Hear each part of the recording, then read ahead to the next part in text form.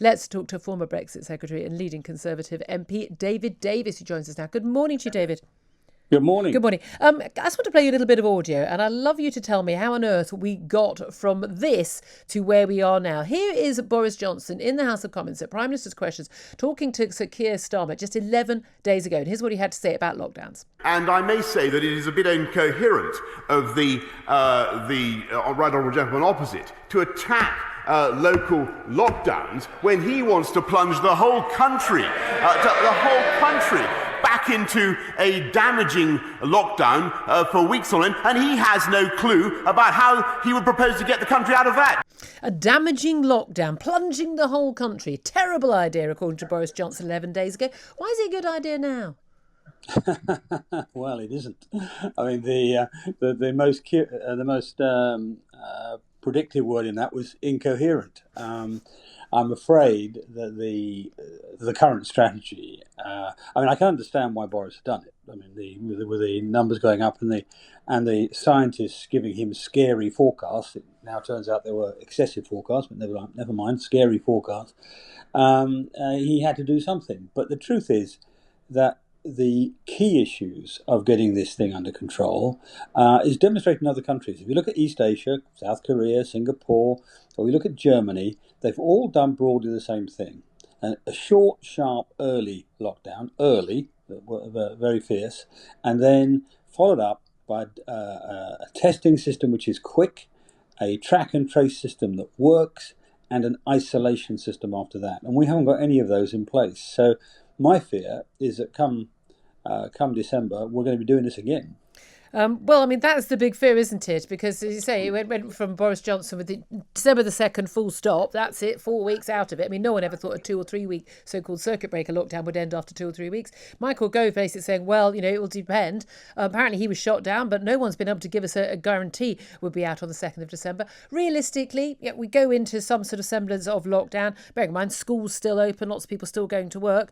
We may see less compliance than we saw last time round, and it's autumn. Respiratory diseases go up anyway. We're going to continue to see infections going up. We'll see deaths going up. At what point does Boris Johnson say, that's good enough, let's all come out again for Christmas? Well, it won't be December the 2nd, I'm pretty sure. I mean, look, if you look around the world, all of the sort of temperate zone of the world, this is clearly a seasonal illness. It peaked at the end of last winter, as it were. And it's starting to go up at the beginning of this winter. I mean, basically, with the hours of sunshine, effectively is the best predictor of this. And the likelihood of, as you say, a lockdown which may or not be followed as rigorously as the last one was, I mean, the belief in the lockdown has declined, means that it will slow. Don't get me wrong, it will slow down infections.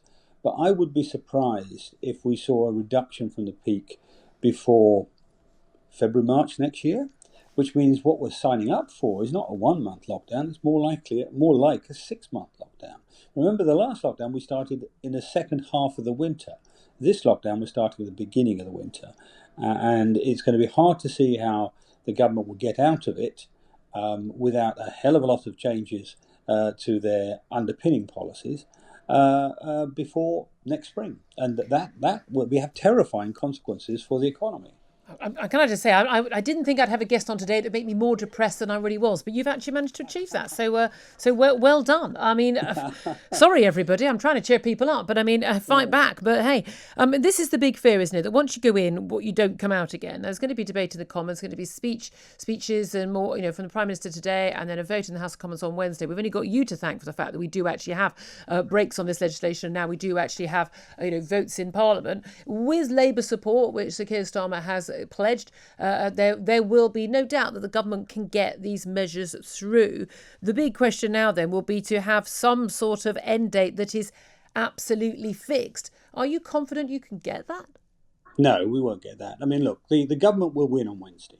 I mean, what you may see is a rebellion of Tory MPs. It won't be any other MPs. It'll be Tory MPs who are not expecting to defeat the government there, and indeed they probably wouldn't on an issue like this, wouldn't even want to, but they want to put a marker down that on a number of things. Firstly, that before this gets extended, they come back and have a proper substantive debate of the Commons, an amendable one.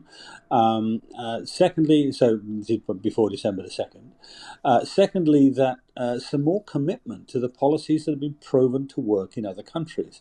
Not the theories of one or other scientists, because the scientists disagree amongst themselves, but using the policies which have been demonstrated to work in Germany, Norway, South Korea, Singapore, Hong Kong, all the countries that have managed to get a grip on this. They're all still struggling, let's be clear, but they're struggling at a much, much lower level in terms of both infections and deaths than we are.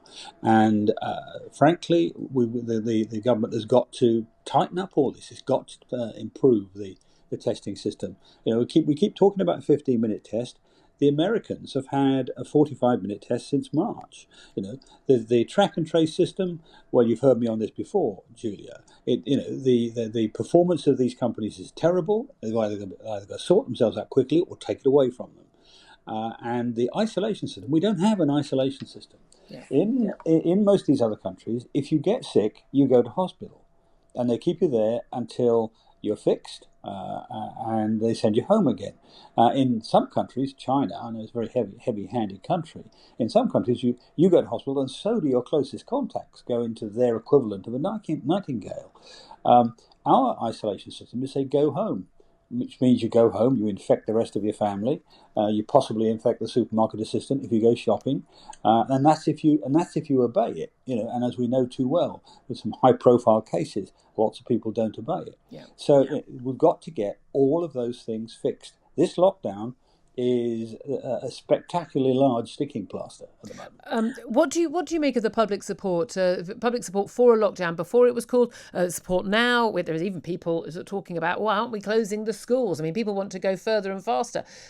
Why do you think so many people either support or say they support these tough lockdown measures? I don't meet these people. I'm guessing you don't meet these people. Apparently, these people are the majority of people in this country. Oh, I do bump into them from time to time, but the truth is that, unfortunately, I guess, but many people have not yet met the consequence of lockdown, which bluntly is lost jobs, and that's the cruel aspect of it. And for quite a lot of people, working from home is not that big a penalty. If you're an office worker and you can do your work from home, it's not that big a penalty. Indeed, it may even have some upsides. If you haven't had your pay cut, if your business hasn't gone under, then perhaps you put the biggest emphasis on the fear of the infection. But we saw, I've forgotten the name now, was it Maureen from Rotherham or something, the lady last week? Yes, we love her. Very Yorkshire. And said, let's get on with life. And this lady was in her 70s, I think, and said, if I'm at risk, I'm at risk. Let's get on with life, do the sensible things. Now, I'm not actually an advocate of the Swedish approach, but I do think we've got to focus on something which works. You said people are arguing about schools. Well, we keep talking about going on to science. Actually, there are scientific studies which show closing schools reduces the infection rate, and we have scientific studies that show that closing schools don't improve the infection rate. The trouble about lockdowns is we don't really know which bit of them works.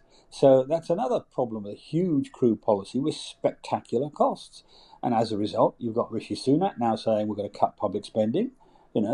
So it's to come back to the answer to your question. Why do people vote for it? Because basically they become frightened. I mean, partly the government's been responsible for frightening them. All right. Thank you, David Davis. Very much appreciate you joining us.